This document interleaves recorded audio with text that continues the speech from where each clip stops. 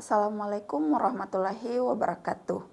Kembali lagi bersama kami di sini dari Studio Dinas Pendidikan Sulawesi Selatan bersama program Smart School Generasi Smart Berkarakter Cerdas Ki.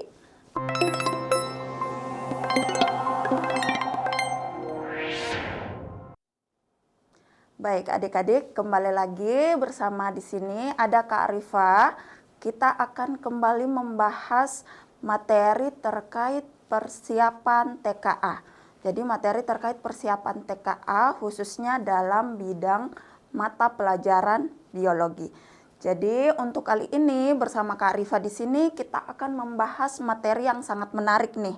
Apa itu? Kita akan membahas tentang bakteri. Jadi bakteri ini merupakan salah satu materi yang terkait ke dalam kisi-kisi yang ditetapkan oleh pemerintah di periode sebelumnya. Jadi dari TKA sebelumnya. Jadi kita masih pakai acuan yang ini ya sebagai kisi-kisi untuk persiapan kita ke depannya. Sambil kita menunggu nih gimana ya nanti persiapan kisi-kisi TKA untuk sesi berikutnya atau periode selanjutnya untuk adik-adik yang sekarang berada di kelas 11 SMA. Oke, langsung saja tanpa perlu berlama-lama. Di sini Kakak akan memulai untuk pembahasan tentang materi terkait bakteri.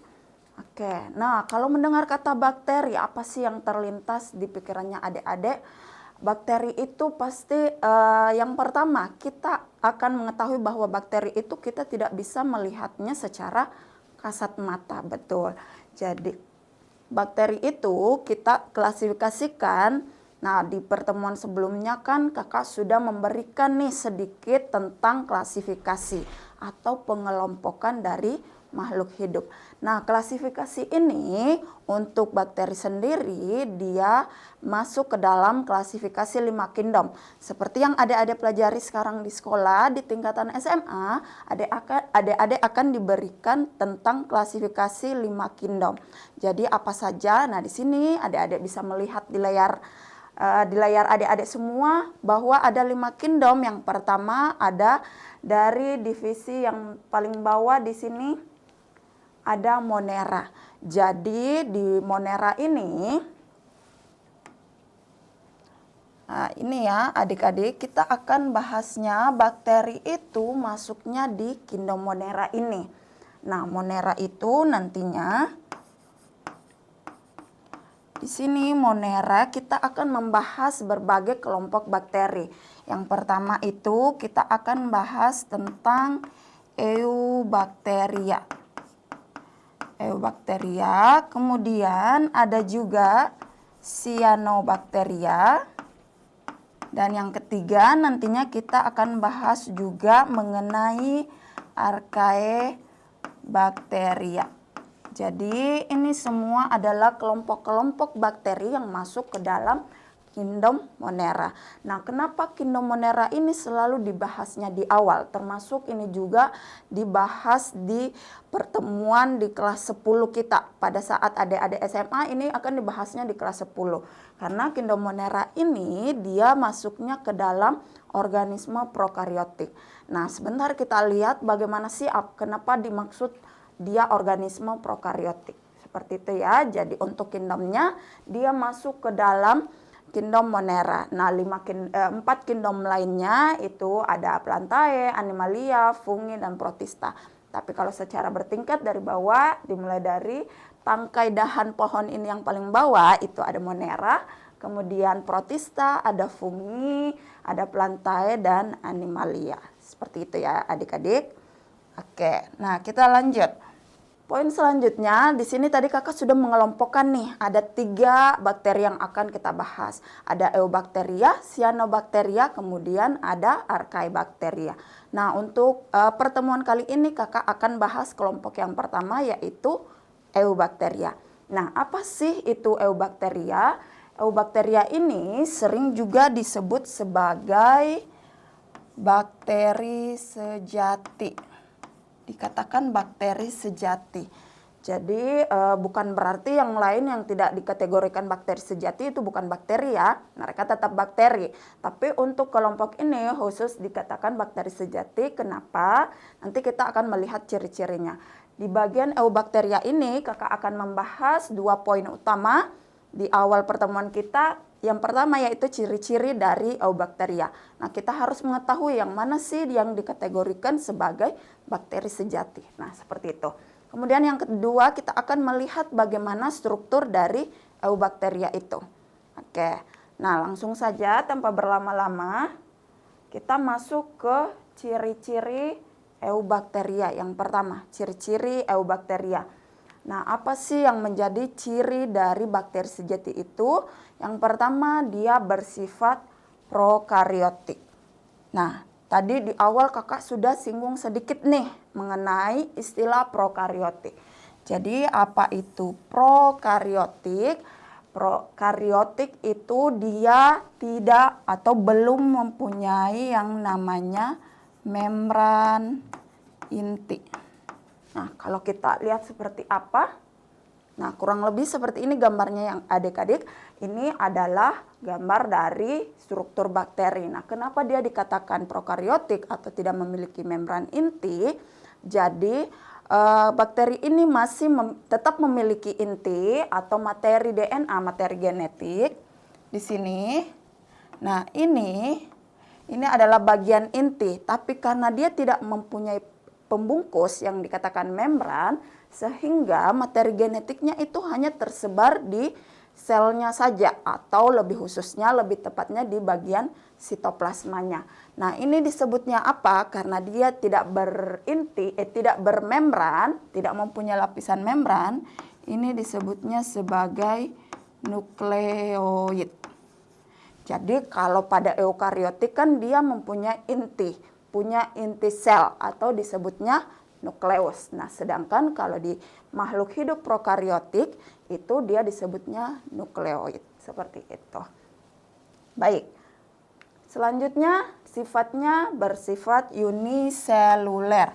Artinya ini artinya satu, ini seluler itu sel. Jadi selnya bersifat satu atau hanya ada satu sel saja. Nah, bisa adik-adik lihat gambarnya seperti ini. Ini dari sel bakteri itu dia hanya mempunyai satu sel saja. Jadi berbeda dengan misalnya kita nih manusia. Kita manusia terdiri dari banyak sel atau bersifat multiseluler. Nah, kalau bakteri dia sifatnya hanya terdiri dari satu sel itu saja. Oke, baik. Nah, selanjutnya ciri yang ketiga, bakteri ini mempunyai dinding sel. Dinding selnya tersusun atas peptidoglikan. Nah, adik-adik mungkin sudah mengetahui bahwa selain bakteri ada tumbuhan nih yang mempunyai ciri-ciri memiliki dinding sel. Akan tetapi di bakteri dinding selnya itu berbeda.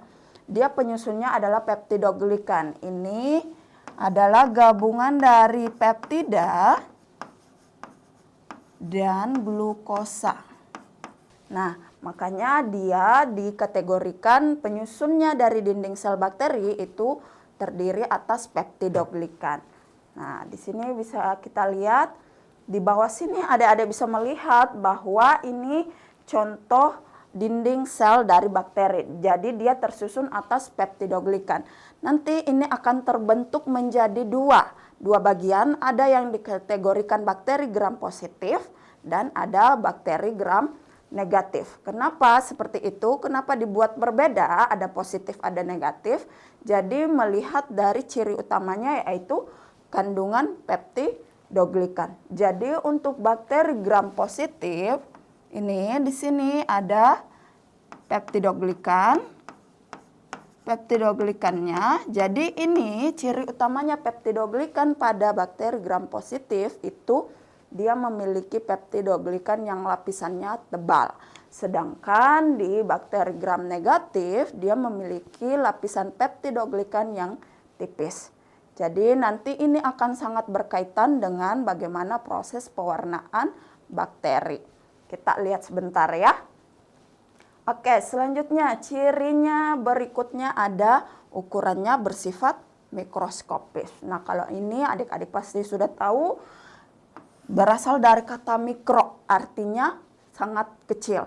Jadi bakteri ini tidak dapat dilihat dengan kasat mata, harus menggunakan bantuan mikroskop. Jadi makanya dikatakan bahwa dia bersifat mikroskopis atau hanya bisa dilihat di bawah mikroskop, seperti itu.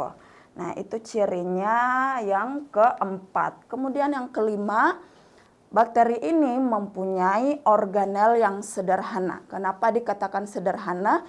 Jadi karena dia mempunyai satu sel saja, semua organel selnya tidak lengkap atau belum kompleks.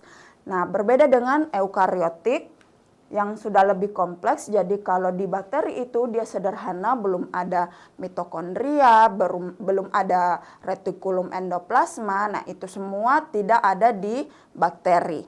Kita akan melihat nanti di pembahasan mengenai struktur bakteri. Itu sifatnya sederhana. Kemudian cirinya yang terakhir, dia bersifat kosmopolit. Artinya kosmopolit ini dia mampu hidup dimanapun. Adik-adik bisa menemui bakteri dimanapun, bisa di jari tangan kita, bisa hidupnya di tanah, di udara, atau dimanapun kita berada, itu kita bisa menemui adanya bakteri. Karena dia bersifatnya kosmopolit. Seperti itu. Nah, itu beberapa ciri-ciri yang ada pada kelompok Eubacteria atau bakteri sejati. Nah, sekarang adik-adik sudah melihat bagaimana ciri-cirinya.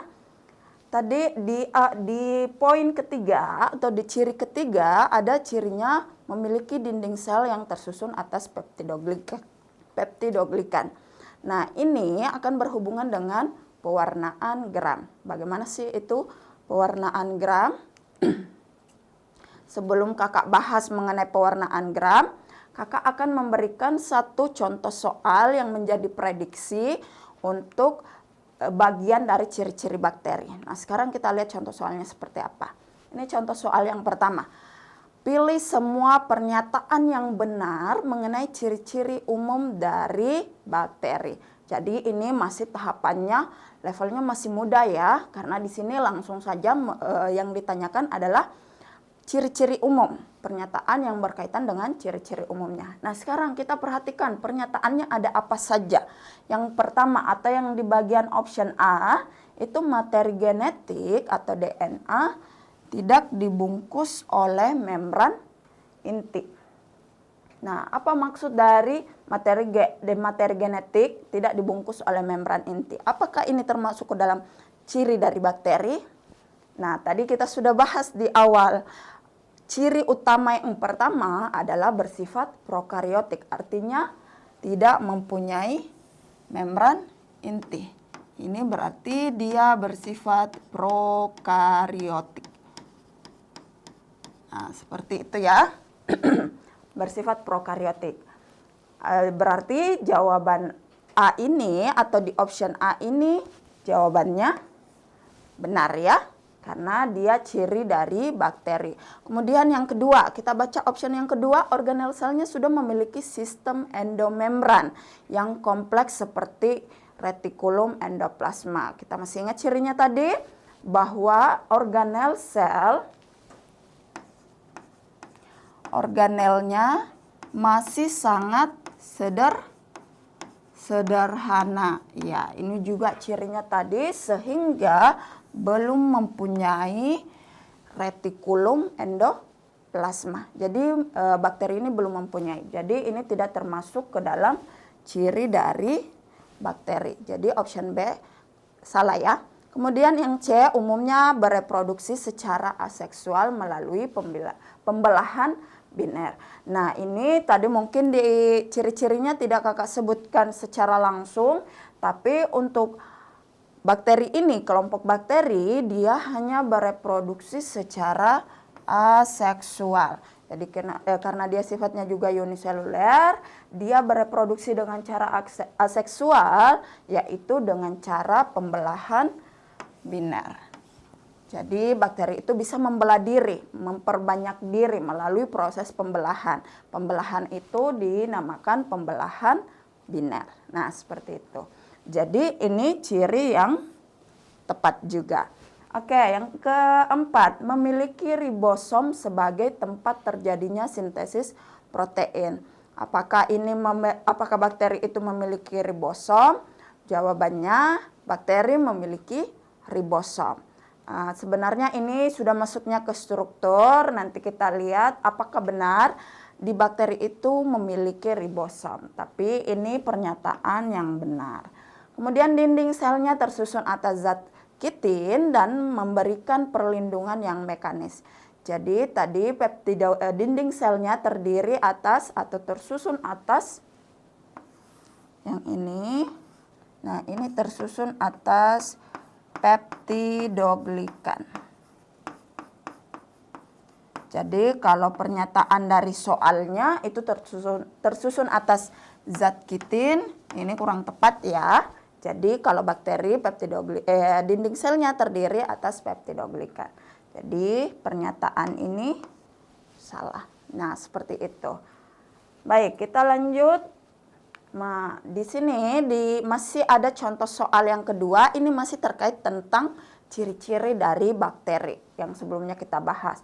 Nah, kita lihat soalnya seperti apa. Seorang peneliti menemukan sebuah organisme mikroskopis. Nah, sudah ada nih kata mikroskopis yang menyebabkan kerusakan pada akar tanaman padi di wilayah Jawa Barat. Setelah dilakukan pengamatan laboratorium, organisme tersebut memiliki ciri-ciri. Nah, kita lihat ciri-cirinya. Dia mengatakan bahwa ciri-cirinya bersel satu, berarti uniseluler. Nah, ini dimiliki tidak oleh bakteri. Dimiliki ya. Kemudian tidak memiliki selaput atau membran inti, sifatnya prokariotik, dimiliki juga oleh bakteri dan mampu bereproduksi dengan cepat melalui pembelahan binar. Ini reproduksi aseksualnya sama di soal sebelumnya. Berdasarkan karakteristik tersebut, organisme ini berbeda dengan jamur karena alasannya apa? Kita baca pilihannya. Yang pertama di option A. Jamur bersifat uniseluler, sedangkan organisme ini multiseluler. Nah, tidak ya, jadi di awal sudah dikatakan bahwa ini bersel satu. Artinya ini bersifat uniseluler. Ini masuknya dia ciri dari bakteri.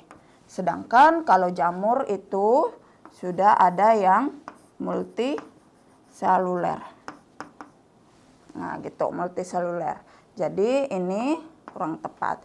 Organisme ini bersifat prokariotik, sedangkan jamur bersifat eukariotik. Nah, ini benar ya, organisme ini tadi di cirinya sudah disebutkan bahwa dia tidak memiliki membran inti. Jadi ini pernyataan yang benar. Sedangkan jamur bersifat eukariotik. Nah, yang ketiga pada option C, organisme ini memiliki hifa, sedangkan jamur tidak memiliki hifa. Nah, ini berkebalikan ya. Jadi kalau hifa itu yang dimiliki oleh jamur. Jadi yang memiliki hifa ini dari kelompok jamur. Sedangkan kalau bakteri ini tidak mempunyai hifa gitu. Jadi ini juga salah. Oke. Yang bagian delta, jamur bereproduksi dengan pembelahan binar, sedangkan organisme ini dengan spora. Nah, ini juga berkebalikan. Seharusnya yang pembelahan binar itu pada bakteri, yang menghasilkan spora itu jamur. Ini spora dihasilkan oleh jamur. Sedangkan pembelahan binar ini ke bakteri. Jadi pernyataan ini juga tidak tepat. Oke, bagian error. Organisme ini memiliki klorofil sehingga mampu melakukan fotosintesis mandiri. Jadi untuk organisme ini memiliki klorofil, untuk kelompok Eubacteria itu tidak memiliki klorofil ya. Tetapi ada kelompok bakteri yang juga nantinya akan memiliki klorofil, bisa melakukan proses fotosintesis. Jadi karena di sini tidak disebutkan dia masuknya kelompok apa, ini belum bisa kita benarkan ya. Jadi jawaban yang paling benar adalah bagian B atau Bravo. Oke, seperti itu. Nah, baik, kita lanjut. Di pembahasan berikutnya ada pewarnaan gram. Ini tadi terkait dengan peptidoglikan. Nah, bagaimana sih pewarnaan gram itu? Mungkin adik-adik nantinya akan menemui hal-hal atau soal-soal yang seperti ini di TKA berikutnya. Ini adalah pewarnaan gram. Bagaimana menentukan bakteri itu masuknya gram positif atau masuknya gram negatif. Nah, di sini pertama ini bakteri tersebut akan diberikan pewarna kristal violet. Nah, kalau di gram positif, karena tadinya dia mempunyai peptidoglikan tebal,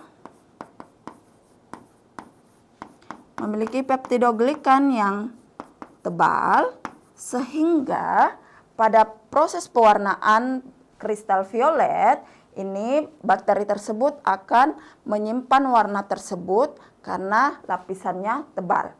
Nah, pewarnaan kristal violet. Jadi bakterinya diberi dulu pewarna kristal violet, kemudian diberi iodin, nanti dilakukan pencucian atau pembilasan dengan menggunakan alkohol.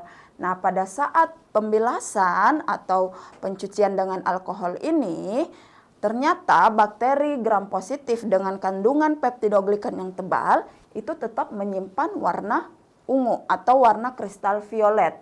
Nah, kemudian nantinya dilanjutkan lagi dengan pemberian warna safranin. Ternyata pada akhirnya si bakteri gram positif ini tetap memberikan warna ungu. Nah, sedangkan di bakteri gram negatif dilakukan langkah yang sama. Jadi pemberian kristal violet dan iodin, kemudian dilakukan pembilasan atau pencucian dengan alkohol. Nah, ternyata karena dia mempunyai lapisan peptidoglikan yang tipis, dia tidak mampu menahan warna dari kristal violet ini. Sehingga pada proses pencucian warnanya ikut luntur. Sehingga setelah pencucian diberikan lagi pewarna safranin yang berwarna merah. Nah, barulah bakteri ini menyimpan warna merah tersebut. Jadi bisa dikategorikan bahwa bakteri gram positif itu akan berwarna ungu dan bakteri gram negatif itu berwarna merah. Nah, kalau kita lihat gambarnya di mikroskop, ini kurang lebih akan seperti ini. Jadi yang warna ungu itu adalah bakteri gram positif, sedangkan yang warna merah adalah bakteri gram negatif. Baik, kita lanjut. Itu untuk pewarnaan gram. Nah, kita sekarang melihat bagaimana struktur dari bakteri. Ini adalah gambar bakteri, adik-adik sudah lihat. Ada beberapa organel yang ada di dalam bakteri ini. Kita akan lihat apa saja yang menyusun satu bakteri. Nah, di sini di nomor 1 itu yang ini ya, nomor 1 bagian ini, bagian yang menonjol keluar. Ini disebutnya fimbria atau bisa juga disebut pili. Nah, sebenarnya antara fimbria dan pili itu di nomor 8 ini. Ini sama ya, kalau ada lihat ini adalah bagian keluar. Jadi pili atau fimbria itu sama dikategorikan rambut halus yang fungsinya kalau fimbria itu lebih ke bagaimana bakteri itu bisa melekat pada permukaan atau pada sel inang. Itu fungsi dari fimbria. Sedangkan kalau pili ini bisa digunakan untuk mentransfer materi genetik. Jadi bisa digunakan dalam proses konjugasi. Ini contohnya. Jadi kakak bahas sama ya, jadi antara pili dan fimbria itu masih sama-sama berupa rambut halus yang ada di bakteri ini, di sel bakteri. Kemudian di nomor 2 ini yang keluar kayak bagian ekor ini disebutnya flagel atau flagellata. Ini berfungsi sebagai alat geraknya bakteri, bagaimana bakteri itu berpindah. Kemudian yang ketiga ini, semua bagian ini di dalam sel itu adalah sitoplasma. Nah, sitoplasma ini cairan bening sebagai tempat berlangsungnya reaksi kimia. Nah, ini juga bisa menjaga struktur atau bentuk dari sel bakteri. Kemudian yang keempat ada plasmid. Plasmid ini, jadi ini ya, yang warna pink ini, plasmid ini juga merupakan materi genetik. Tapi dia bentuknya sirkuler atau bulat. Nanti plasmid ini bisa digunakan pada rekayasa genetik, khususnya di bioteknologi modern ya. Nah, banyak digunakan dalam bidang itu. Kemudian yang kelima ada ribosom. Ribosom, nah ini tadi ribosom bagian kecil-kecil, bagian bulatan-bulatan kecil yang ada dalam sel bakteri yang berfungsi untuk sintesis protein. Sedangkan selanjutnya ada bagian inti, ini semua ya, ini adalah bagian inti yang tidak mempunyai membran, makanya disebutnya nukleoid, bukan nukleus. Itu. Terus selanjutnya ada kapsul. Nah, kapsul ini adalah bagian terluar dari bakteri. Nah, di sini kapsul sebagai pelindung dari sel bakteri. Kemudian tadi sudah kita bahas yang ke-9, di organ 9 ini ada mesosom. Nah, ini bagian tonjolan dari membran plasma yang menonjolnya ke dalam. Ini berfungsi sebagai pengganti dari mitokondria. Jadi yang menghasilkan energi dan yang berperan dalam proses pembelahan sel bakteri. Kemudian yang ke-10 ada membran plasma. Membran plasma ini lapisan pada sel bakteri yang berfungsi sebagai transport sel. Jadi keluar masuknya zat melalui membran ini. Baik, selanjutnya kita melihat contoh soal dari struktur berkaitan dengan struktur maupun ciri bakteri. Nah, di sini ada soal seorang dokter menjelaskan bahwa infeksi bakteri gram negatif seringkali sulit diobati. Kenapa? Dengan antibiotik dibandingkan dengan gram positif karena perbedaan struktur dari dinding selnya. Jadi berkaitan dengan dinding sel.